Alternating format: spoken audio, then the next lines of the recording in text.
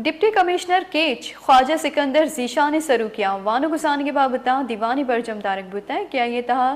do Kech ADO Turbat DO female जमरुद वाहिद दुईदेगे तहसीलानी ईडिया हवार social welfare director Qadir Luqman हवार बुता दीवाना चारी तहसीलानी वानो गुसान के इदारा फंक्शनल कनक स्कूलानी उस्तादानी कमी उदगे वानो गुसानी के जीड़ाहानी बाबता गपुत्रान कनक बुता ओ आहा गिशो गिवार कनिगे वास्ता राहबन तहनक बुतना दो मिनिमगा तुरबता वानो गुसान के महकमा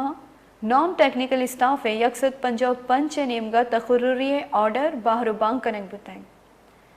ऑर्डर बाहरुबांग कनाना केचे deputy commissioner Sikandar Zeeshan DPO Kech Akhtar Ayaz विदिग्रां त्रान कनाना गुश्ताएं कि दुरुस्त तखुर्री मेरिट चारगो कनक बुतगा उम्मीद थी